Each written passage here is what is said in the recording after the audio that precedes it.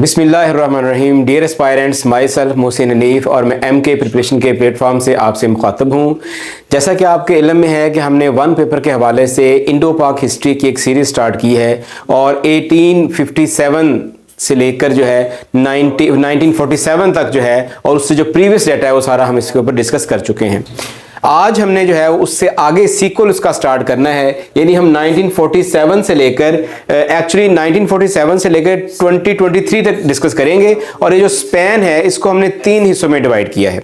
आज का जो हमारा लेक्चर है दैट इज अबाउट 1947 टू 1971, यानी इस लेक्चर के अंदर हम 1947 से लेकर 1971 के दरमियान पाकिस्तान के अंदर जो कॉन्स्टिट्यूशनल और पॉलिटिकल चेंजेस हुई हैं हम उसके ऊपर फोकस करेंगे और देखेंगे कि ये जो ईरा है इसमें से MCQs के हवाले से हमारे लिए किस तरह का डाटा इंपॉर्टेंट है। तो हम स्टार्ट करते हैं जी।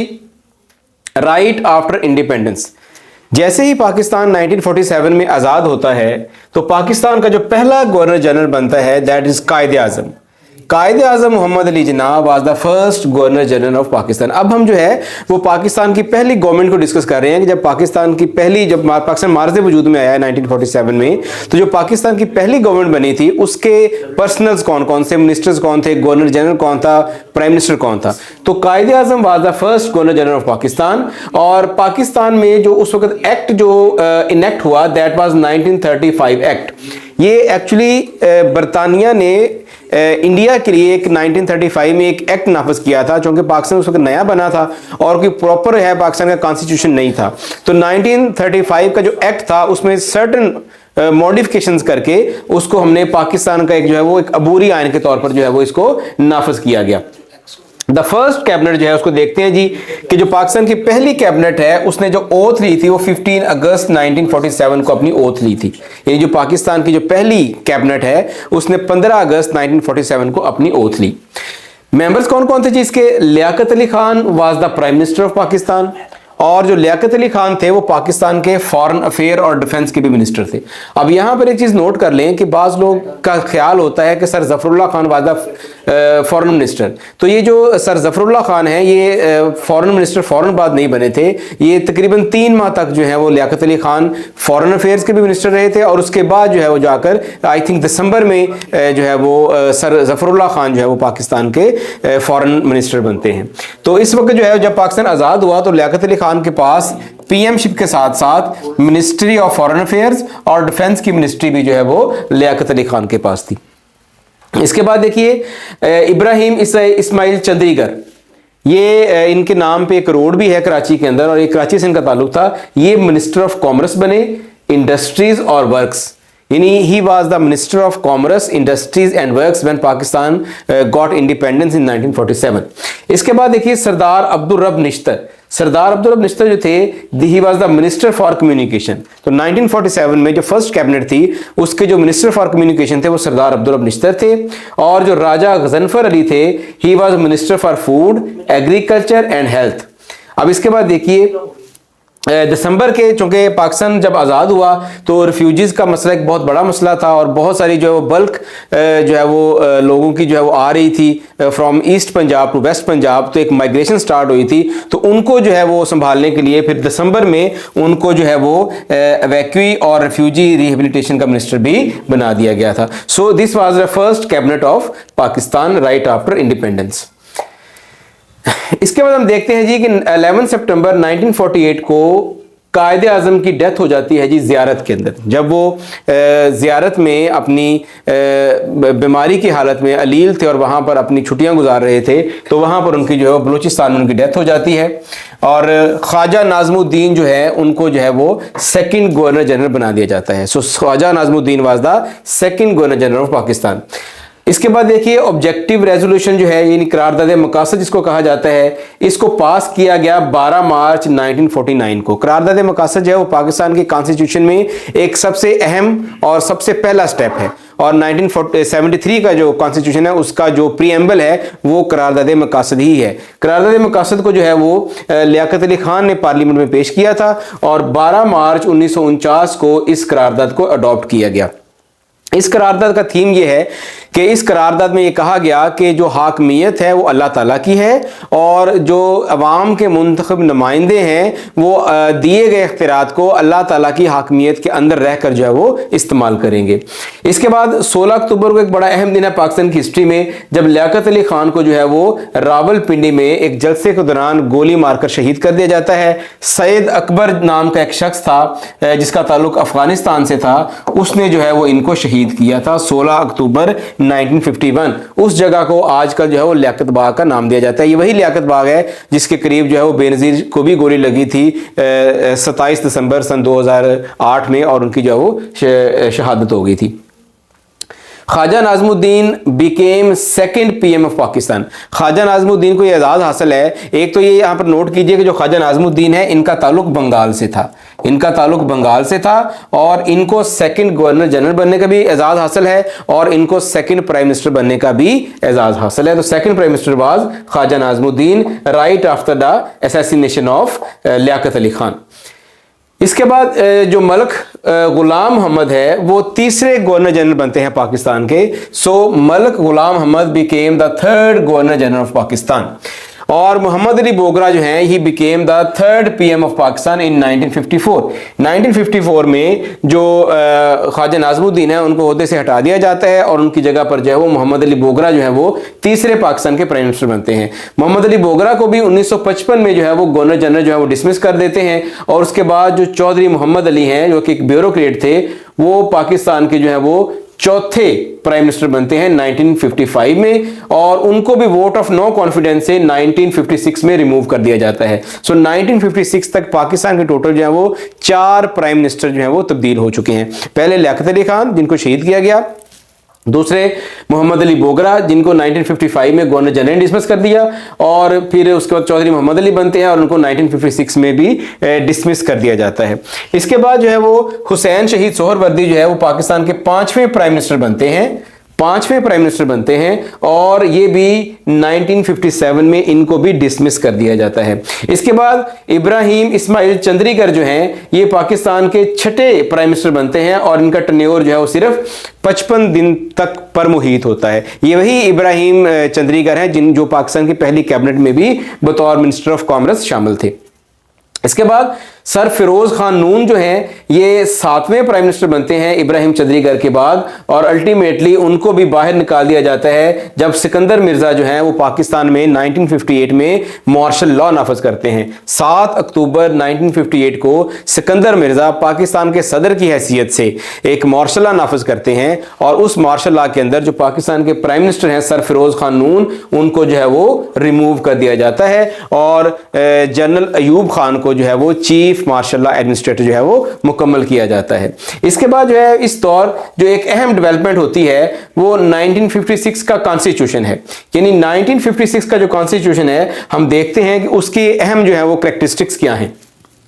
1956 का जो कॉन्स्टिट्यूशन है इसके टोटल 234 आर्टिकल्स हैं और 6 शेड्यूल्स हैं।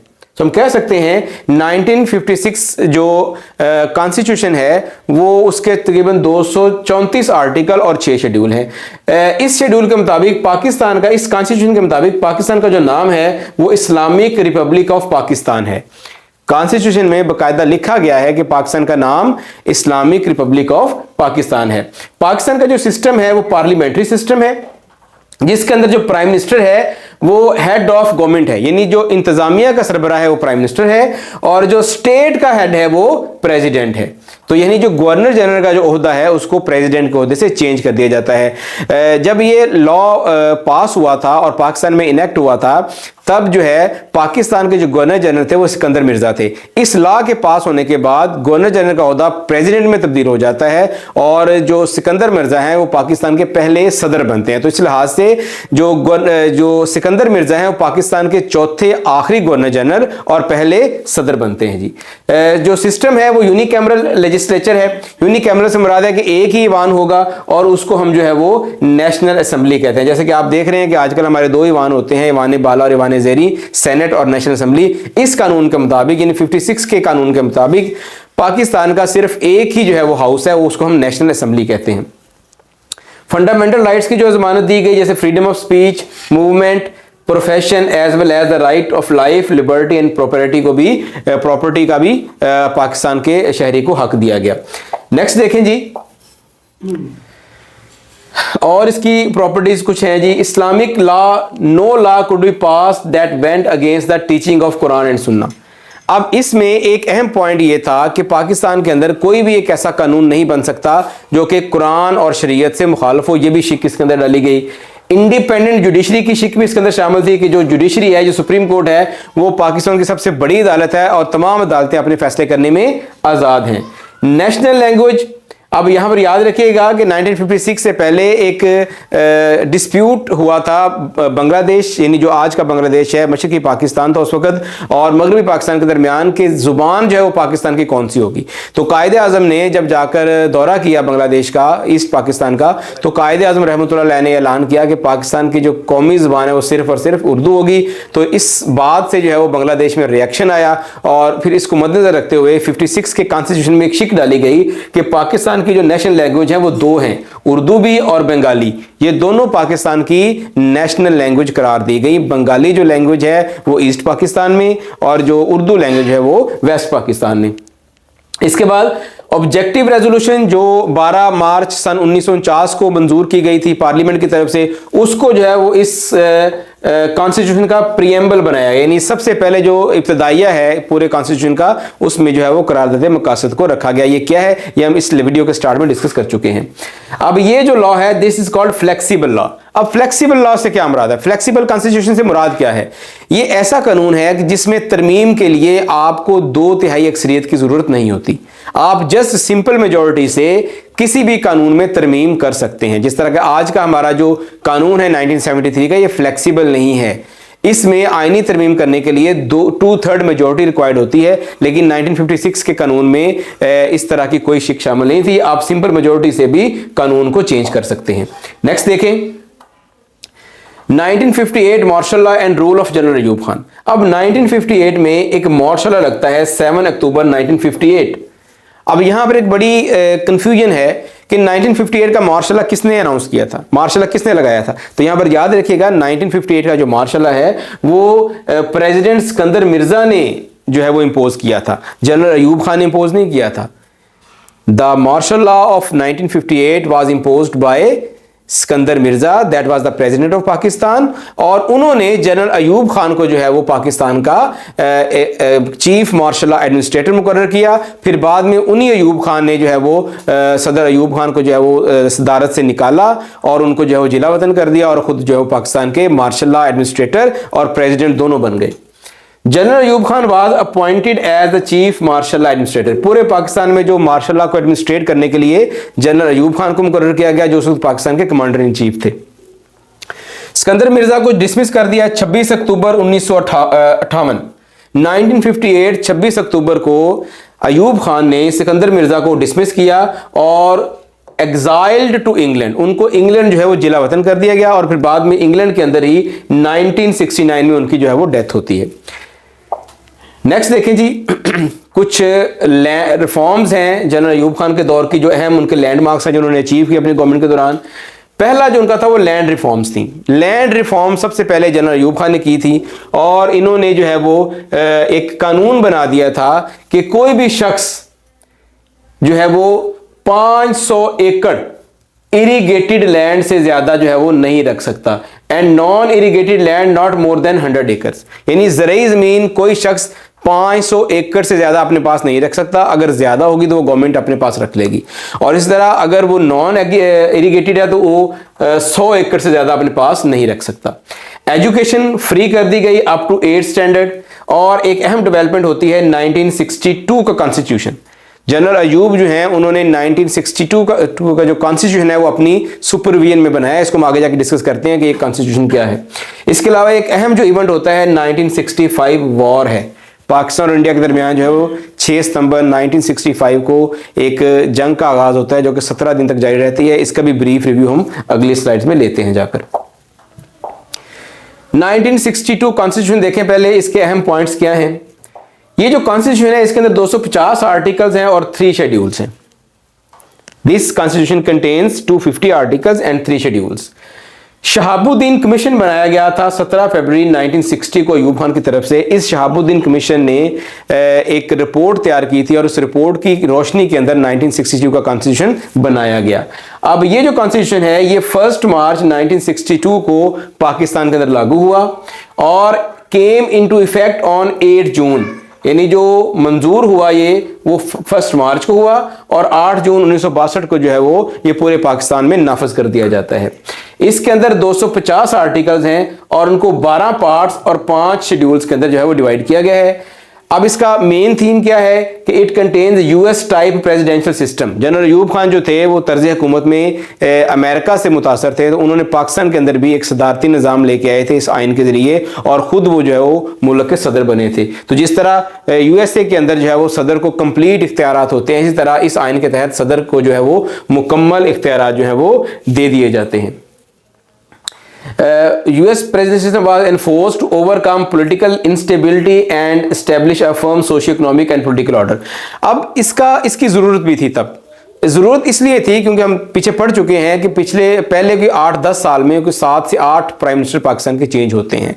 तो जो पॉलिटिकल इंस्टेबिलिटी है वो डिस्ट्रॉय करती है आपकी इकोनॉमिक स्टेटस को, यानी आपकी जो इकोनॉमी है वो पॉलिटिकल स्टेबिलिटी से जुड़ी होती है। तो अगर आपकी पॉलिटिकल स्टेबिलिटी नहीं होगी तो आपके मुल्क के अंदर कभी भी इकोनॉमिक स्टेबिलिटी नहीं आ सकती। तो इसी चीज़ को मद्देनजर रखते हुए अयूब खान ने जो है वो प्रेसिडेंशियल सिस्टम नाफिज किया और सारी जो पावर्स है वो अपने हाथ में ले ली ताकि मुल्क के अंदर जो है वो एक स्टेबिलिटी आए, पॉलिटिकल स्टेबिलिटी आए, ताकि इकोनॉमिक ग्रोथ हो मुल्क की। मुल्क का नाम जो है वो इस्लामिक रिपब्लिक से चेंज करके रिपब्लिक ऑफ पाकिस्तान रख दिया गया। जनरल अयूब जो थे वो थोड़ा सा लिबरल माइंड के जो है वो हुक्मरान थे, तो उन्होंने जो है वो जो 1956 में इस्लामिक रिपब्लिक ऑफ पाकिस्तान नाम रखा गया उसको चेंज करके उन्होंने जो है वो रिपब्लिक ऑफ पाकिस्तान कर दिया। नेक्स्ट क्वेश्चन, नेक्स्ट स्लाइड है जी। 1965 इंडो पाक वार, इसी दौरे हुकूमत में 1965 की जंग होती है। ये 6 सितंबर को स्टार्ट होती है और 22 सितंबर तक ये जंग जारी रहती है पाकिस्तान और इंडिया के दरमियान। इस जंग के जो बुनियादी जो रूट काज थी वो ऑपरेशन जिब्राल्टर था। ऑपरेशन जिब्राल्टर क्या है कि पाकिस्तान ने, जो पाकिस्तान की आर्मी है, उन्होंने कश्मीर के अंदर जो है मुजाहिदीन की मदद के लिए अपने कमांडोज भेजकर सिविल बेस के अंदर वहां पर जो है वो ऑपरेशन स्टार्ट कर दिया, गुरिल्ला कार्रवाइयां स्टार्ट कर दी। इस ऑपरेशन को जो है ऑपरेशन जिब्राल्टर का नाम दिया गया। भारत ने इस ऑपरेशन जिब्राल्टर से घबरा कर जो है वो फिर 6 सितंबर की रात को लाहौर के ऊपर जो है अचानक हमला कर दिया। जो जंग जो है वो 17 दिन तक जारी रही और 22 सितंबर को खत्म हुई। इसी जंग के दौरान जो है वो मेजर अजीज भट्टी जिन्होंने लाहौर का दफा किया था उनको जो है वो निशाने हैदर का अवार्ड दिया गया। मेजर अजीज भट्टी का ताल्लुक पंजाब रेजिमेंट से था और जनरल अयूब खान ने उनकी जो है वो बटालियन को हैदरी बटालियन का भी नाम दिया था। इस जंग का खत्म कैसे हुआ जी? एक पीस एग्रीमेंट होता है between Ayub Khan and Indian PM Lal Bahadur Shastri. उस वक्त जो भारत के प्राइम मिनिस्टर थे वो लाल बहादुर शास्त्री थे और इनके दरमियान और अयूब खान के दरमियान एक एग्रीमेंट होता है रशिया के शहर ताशकंद के अंदर, जिसको हम ताशकंद एग्रीमेंट का नाम भी देते हैं। इस एग्रीमेंट के तहत जो दोनों मुल्कों के दरमियान सीज फायर होता है और जो अफवाज हैं वो अपनी अपनी ओरिजिनल पोजीशन पर जो है वो वापस चली जाती हैं। याद रखिएगा ये लाल बहादुर शास्त्री वही प्राइम मिनिस्टर हैं जिनका उसी रात इंतकाल हो जाता है रशिया के अंदर जब इस माहदे पर साइन किए जाते हैं। तो इनका एक बड़ा इंपॉर्टेंट पॉइंट है कि कौन से इंडिया के जो प्राइम मिनिस्टर हैं जिनका जो इंतकाल रशिया में हुआ जब ताशकंद माहदे ताशकंद हो रहा था, तो he was prime minister Lal Bahadur Shastri. End of Ayub Khan and marshal of Yahya Khan. अब यहिया खान की हुकूमत का ख़त्म होता है 1969 के अंदर जब यहिया खान जो है वो मार्शल लॉ इंपोज करते हैं। याद रखिएगा 1969 में जो जनरल अयूब खान है वो जनरल यहिया खान को मुकर्रर कर चुके होते हैं आर्मी चीफ और ख़ुद जो है वो सिविलियन सदर के तौर पर जो है वो फ़राइज़ सर अंजाम दे रहे होते हैं। तो 26 मार्च 1969 को जो जनरल यहिया खान है वो नेशनल टीवी पर अपीयर होते हैं और अनाउंस करते हैं कि मुल्क के अंदर जो है वो मार्शल लॉ लगा दिया गया है और वो जनरल अयूब खान को जो है वो बरतरफ कर देते हैं। इसके साथ साथ 1962 के कॉन्स्टिट्यूशन को भी जो है एब्रोगेट यानी बरतरफ कर दिया जाता है, तोड़ दिया जाता है, पार्लियामेंट को डिसॉल्व कर दिया जाता है और अयूब खान जो है चूंकि वो सिविलियन ऑफिशियल्स के तौर पर काम कर रहे थे, वो अपना ओहदा छोड़ चुके थे आर्मी का, तो उनको भी जो है वो बर्खास्त कर दिया जाता है। तो इस तरह जो पाकिस्तान है वो दूसरी दफ़ा जो है वो मार्शल लॉ के अंधेरों में चला जाता है। इसके बाद 1970 में जनरल यहिया खान आकर जो है वो इलेक्शन करवाते हैं और इलेक्शन जो है वो पाकिस्तान के दोनों हिस्सों में, मशरक़ी पाकिस्तान में और मगरबी पाकिस्तान में बेक वक्त इलेक्शन करवाते हैं। मशरकी पाकिस्तान में जो पाकिस्तान की अवामी लीग है जिसके सरबराह शेख मुजीबुर रहमान थे, और मगरबी पाकिस्तान में जिसके सरबराह जुल्फ़िकार अली भुट्टो थे, पाकिस्तान पीपल्स पार्टी, ये दोनों जो हैं वो हिस्सा लेती हैं। और यहाँ पर एक बड़ी दिलचस्प बात ये होती है कि मशरकी पाकिस्तान में पीपल्स पार्टी को एक भी सीट नहीं मिलती, जबकि मगरबी पाकिस्तान में जो अवामी लीग है वो कोई सीट हासिल नहीं कर पाती। यानी आप इसको इस तरह समझें कि मगरबी पाकिस्तान के अंदर पीपल्स पार्टी स्वीप करती है और मशरकी पाकिस्तान के अंदर है वो शेख मुजीबुर रहमान की अवामी पार्टी जो है वो स्वीप करती है। इलेक्शन के रिजल्ट पर एक नजर डालते हैं जी। अवामी लीग जो है, अवामी लीग 160 सीट्स हासिल करती है, Pakistan peoples party 81 seats, PML Qayyum जो है वो 9 सीटें इसकी, पीएमएल कौंसल जो है पाकिस्तान मुस्लिम लीग कौंसल की 7 सीट हैं, जमात इस्लामी की टोटल 4 सीट्स हैं, बाकी जो पार्टीज हैं उनकी 23 सीट्स हैं, और इंडिपेंडेंस जो है वो 16 सीटें। टोटल जो है वो 313 सीटें होती हैं, जिनमें से 160 सीटें जो है वो अवामी लीग जो है वो हासिल कर लेती है। अब यहाँ पर एक वाज़ेह बात समझ आ जाती है कि जो शेख मुजीबुर रहमान की अवामी जो लीग है वो पूरे मुल्क के अंदर हुकूमत बनाने पर जो है हुकूमत बनाने की पोजीशन में आ जाती है। लेकिन ये जो सिचुएशन है इसको मिस्टर जुल्फ़िकार अली भुट्टो कबूल करने के लिए तैयार नहीं है। तासुर ये दिया जाता है कि जो शेख मुजीबुर रहमान है वो अलहदगी पसंद है और वो मशरक़ी पाकिस्तान को जो है वो तोड़कर एक अलहदा मुल्क बनाना चाहते हैं, जैसा जो कि बाद में उन्होंने किया भी। तो इस लिहाज से उनके राह में रोड़े अटकाए जाते हैं कि इनको गवर्नमेंट ना दी जाए।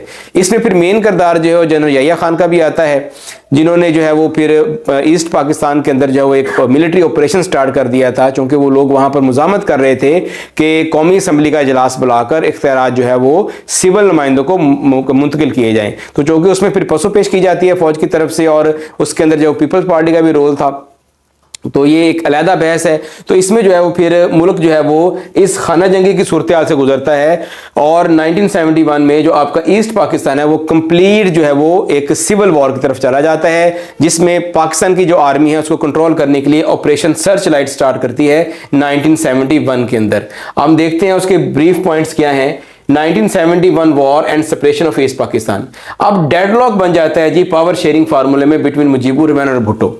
भुट्टो और मुजीबुर रहमान जो हैं उनके दरमियान एक बड़ा ज़बरदस्त किस्म का डेडलॉक आता है, वो किसी भी पॉइंट पर जो है वो एग्री नहीं कर पाते। और इसी दौरान मैं आपको बताता चलूँ कि जो शेख मुजीबुर रहमान थे उन्होंने अपना जो है वो 6 निकाती फार्मूला, जो बड़े इंपॉर्टेंट 6 पॉइंट्स थे, वो अब लेके आया था, और उन 6 पॉइंट्स का खुलासा यही था कि ईस्ट पाकिस्तान को ज़्यादा से ज़्यादा खुद मुख्तारी इंडिपेंडेंस दी जाए। अब मैं चूंकि उस वक्त खाना जंगी स्टार्ट हो चुकी है और इख्तियारात मुंतकिल नहीं किए जा रहे अवामी नुमाइंदों को, और उसके नतीजे में जो सिविल वार स्टार्ट होती है उसको कंट्रोल करने के लिए पाकिस्तान फौज एक ऑपरेशन सर्च लाइट स्टार्ट करती है ईस्ट पाकिस्तान में, जिसके नतीजे में बगावत होती है और अल्टीमेटली फिर पूरा मुल्क जो है वो जंग की लपेट में आ जाता है। 3 दिसंबर को जंग शुरू हो जाती है दोनों फ्रंट्स पर, ईस्ट पाकिस्तान में भी और वेस्ट पाकिस्तान में भी। इंडिया जो है, जो कि पाकिस्तान का असली दुश्मन है, वो इस सूरत हाल से फ़ायदा उठाता है और वो अपने गुरीला और कमांडोज जो हैं वो मशरकी पाकिस्तान में दाखिल कर देता है, और दोनों महाजों पर जो जंग स्टार्ट हो जाती है। 3 दिसंबर से लेकर 16 दिसंबर तक ये जंग चलती है, और 16 दिसंबर को एट लास्ट पाकिस्तान की डिफीट होती है और पाकिस्तान की जो अफवाज हैं वो ढाका के अंदर जो है वो इंडियन आर्मी के सामने सरेंडर कर देती हैं। और उस वक्त जो पाकिस्तान के कमांडर थे उस वक्त उधर फौज के, उनका नाम था जनरल नियाजी, अमीर अब्दुल्ला खान नियाजी। इनकी कमांड के अंदर जो पाकिस्तान की फौज है तकरीबन 37,000 के करीब पाकिस्तान की फौज थी, और टोटल सिविलियन और दूसरे सिविल आर्म फोर्सेस मिलाकर तकरीबन ये कोई 90,000 के करीब लोग थे जिन्होंने ईस्ट पाकिस्तान के अंदर जो है वो सरेंडर किया था। मुल्क टूट जाता है जी, और पाकिस्तान जो मशरकी पाकिस्तान है वो बांग्लादेश बन जाता है, और मगरबी पाकिस्तान से पाकिस्तान बन जाता है। उस वक्त जो है वो 90,000 जो आर्मी है, सिविल पर्सनल और साथ में फौज के भी, वो इंडिया की कैद में चले जाते हैं, जिनको प्रिजन ऑफ वार का नाम दिया जाता है। और जुल्फ़िकार अली भुट्टो जो हैं, जो पाकिस्तान का मगरबी हिस्सा है, मगरबी पाकिस्तान, उसका चार्ज संभालते हैं और as a civil martial administrator काम करते हैं। जुल्फ़िकार अली भुट्टो को ये एजाज़ भी हासिल है कि वो पाकिस्तान के पहले और आखिरी सिविल मार्शल एडमिनिस्ट्रेटर थे। यानी जो मार्शल एडमिनिस्ट्रेटर होते हैं आमतौर पर फौज से होते हैं, लेकिन चूंकि उस वक्त पाकिस्तान की फौजी क़यादत बिखर चुकी थी, मशरकी महाज पर शिकस्त हो चुकी थी, फौज के हौसले पस्त हो चुके थे। तो इसमें जो है वो जुल्फ़िकार अली भुट्टो आगे आते हैं और मुल्क की क़यादत as a civil martial administrator संभालते हैं। फिर जो है वो शिमला एग्रीमेंट होता है पाकिस्तान और इंडिया के दरमियान 2 जुलाई 1972 को, जिसमें भारत के प्राइम मिनिस्टर इंदिरा गांधी और पाकिस्तान के जो प्राइम मिनिस्टर हैं मिस्टर जुल्फ़िकार अली भुट्टो, उनके दरमियान एक पीस एग्रीमेंट होता है शिमला एग्रीमेंट के नाम से। और इसी एग्रीमेंट के तहत जो है वो एक म्यूचुअल अंडरस्टैंडिंग होती है कि टर्न बाय टर्न फेजेस के अंदर, स्टेजेस के अंदर जो प्रिजन ऑफ वार है उनको रिहा कर दिया जाएगा। इस जंग के अंदर देखते हैं जी कौन कौन से ऑफिसर थे जिन्होंने निशान हैदर हासिल किया। तो सबसे पहले पायलट ऑफिसर राशिद मिन्हास, इन्होंने अगस्त 1971 में, यानी जंग से थोड़ा अर्सा पहले, जब बहुत ज़्यादा एक टेंशन थी ईस्ट पाकिस्तान में और वेस्ट पाकिस्तान में, तो इन्होंने जो है वो एक निशान हैदर हासिल किया था। ये इनका ताल्लुक पाकिस्तान एयरफोर्स से था। इसके साथ साथ जो मेजर शबीर शरीफ, ये मेजर जनरल राहील शरीफ जो कि पाकिस्तान के आर्मी चीफ रह चुके हैं, उनके भाई थे, इन्होंने हेड सुलेमानकी के मुकाम पर जो है वो भारत से दूबदू लड़ाई में अपना ज़्यादा शुजात दी थी और इसके सिले में इनको निशान हैदर दिया गया। इसके अलावा सवार मोहम्मद हुसैन जो हैं, ये इनका ताल्लुक आर्मर्ड से था और इनको सियालकोट के मुकाम पर जो लड़ाई हुई थी, टैंकों की बड़ी फेमस लड़ाई थी चुंडा के मुकाम पर, वहां पर लड़ने की एवज इनको जो है वो निशान हैदर दिया गया। मेजर मोहम्मद अकरम, लांस नाइक मोहम्मद महफूज शहीद, इनको जो है वो बांग्लादेश के अंदर जो है वो इनकी शहादत हुई थी और इसके एवज जो है वो उनको निशान हैदर दिया गया। कुछ इंपॉर्टेंट बुक्स जो हैं जो इस तनाजुर में लिखी गई हैं 1971 के वॉर में, उनको हम देख लेते हैं कि वो बुक्स कौन सी हैं और उनके ऑथर कौन से हैं। अ ग्रेट ट्रेजेडी, ये बड़ी फेमस किताब है और ये 1971 की वॉर के तनाज़ुर में लिखी गई है, सेपरेशन ऑफ पाकिस्तान जो है, और इसको लिखने वाले ऑथर जो है वो जुल्फ़िकार अली भुट्टो जो कि पाकिस्तान के प्राइम मिनिस्टर भी रहे हैं, जिनको फांसी दे दी गई थी, तो ये उन्होंने किताब लिखी है। विटनेस टू सरेंडर, ये भी बड़ी अहम किताब है जो कि ब्रिगेडियर सिद्दीक सालक ने लिखी है। ये उस वक्त पाकिस्तान आर्मी के प्रेस रिलीज ऑफिसर थे मशरकी पाकिस्तान के अंदर, तो इन्होंने एक आंखों देखा हाल लिखा है, बड़ी खूबसूरत और बड़ी इंफॉर्मेटिव किताब है। और इसके बाद इन्होंने 2 किताबें और लिखी हैं हमा यारा दोज़ख के नाम से, जिसमें उन्होंने जो प्रिजन ऑफ वार जब ये बनाए गए थे तो इंडिया की जेलों के हालात लिखे हैं। तो ये 2 किताबें जो हैं पढ़ने से ताल्लुक़ रखती हैं। इसके अलावा dead reckoning, memories of 1971 Bangladesh war, ये शर्मिला बोस की किताब है। A stranger in my own country, east Pakistan 1969 to 1971, ये मेजर जनरल खादम हुसैन राजा, ये भी उस वक्त पाकिस्तान के मिलिट्री ऑफिशियल थे ईस्ट पाकिस्तान में, उन्होंने किताब लिखी है। और the betrayal of east Pakistan by Amir Abdullah Khan Niazi, जो उस वक्त पाकिस्तान के कमांडर इन चीफ थे मशरकी पाकिस्तान में, जो मशरकी पाकिस्तान के कमांडर थे पाकिस्तान अफवाज के, उन्होंने किताब लिखी है बिट्रेयल ऑफ ईस्ट पाकिस्तान। तो यहाँ पर जो है हम आज का लेक्चर इसको ख़त्म करते हैं। उम्मीद है कि आपको इसकी अच्छी समझ आई होगी and it will be very beneficial for you in preparing your 1 paper exam. Last में बेटा, अगर अभी तक आपने MK प्रिपरेशन के नाम से हमारा चैनल है यूट्यूब पर, अगर आपने सब्सक्राइब नहीं किया तो उसको ज़रूर सब्सक्राइब कर लीजिए और इसके अगले पार्ट तक मुझे दीजिए इजाज़त। अल्लाह हाफिज़।